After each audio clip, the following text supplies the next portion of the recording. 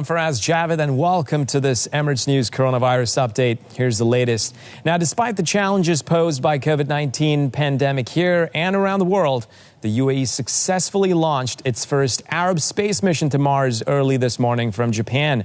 The unmanned probe called Hope, or Al-Amal in Arabic, lifted off from Tanegashima Space Center at 1:58 UAE time. And about an hour later, once the probe reached Earth's outer orbit, it successfully separated from the launch vehicle, deployed its solar panels, and established connection with the ground station here in Dubai at the Mohammed bin Rashid Space Center.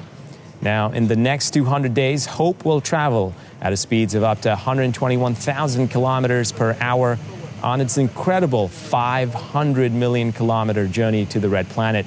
The probe is expected to reach Mars's orbit by February 2021, which will be an added celebration as next year the UAE will celebrate its 50th unification anniversary.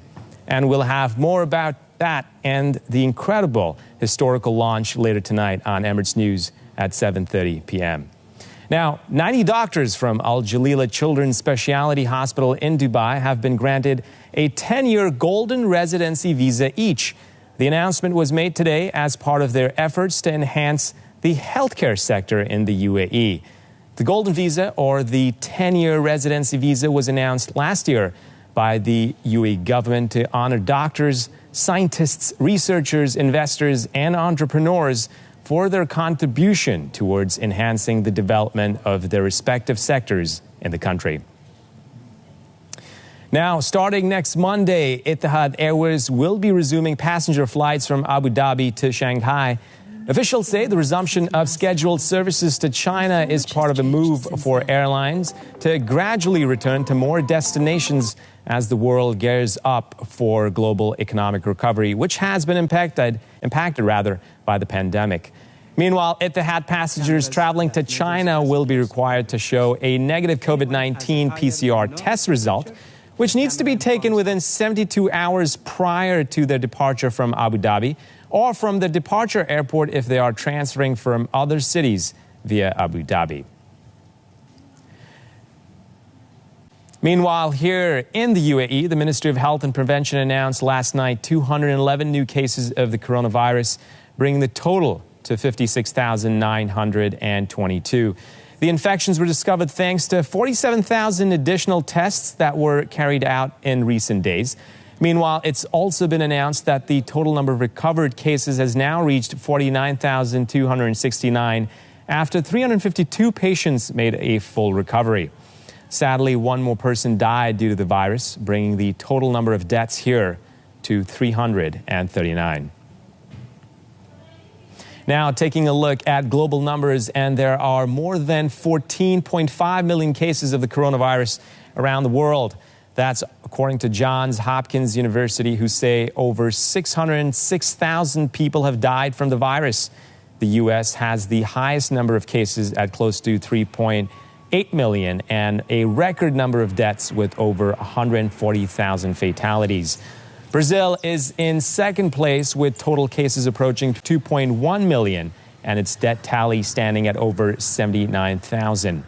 India is the third worst affected country in the world with more than 1.1 million cases, and its death tally is fast approaching 30,000. Meanwhile, Russia currently has over 770,000 confirmed cases and more than 12,000 fatalities. And also, South Africa is now the fifth worst affected country in the world from the coronavirus, as the total number of infections is now approaching 365,000 cases and over 5,000 deaths.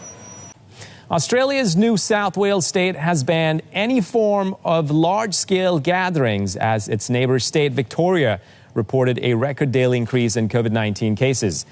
Victoria is the country's second most populous state with 5 million people and has been under a partial lockdown for more than a week. The surge in COVID-19 cases in Victoria has stirred concerns of a national second wave, prompting internal border closures and renewed social distancing restrictions across the country. As per Johns Hopkins University COVID-19 tracker, Australia has a little over 12,000 confirmed cases, but with a low death toll of just 123. But we've all got to make the best of these very challenging circumstances. We can't afford to ignore the absolute truth of what we face, and that is that this virus is not yet contained. We need to drive these numbers down. The powerful reality of our circumstances, we can't wish it away. We can't ignore it. We've got to put in place a strategy that will be effective, provided that everybody across the state is a part of that strategy. Okay, that's it for now. Stay tuned to Dubai One for regular updates on the COVID-19 pandemic throughout the day. And don't miss our full bulletin this evening with Greg Fairley. Till then, stay safe.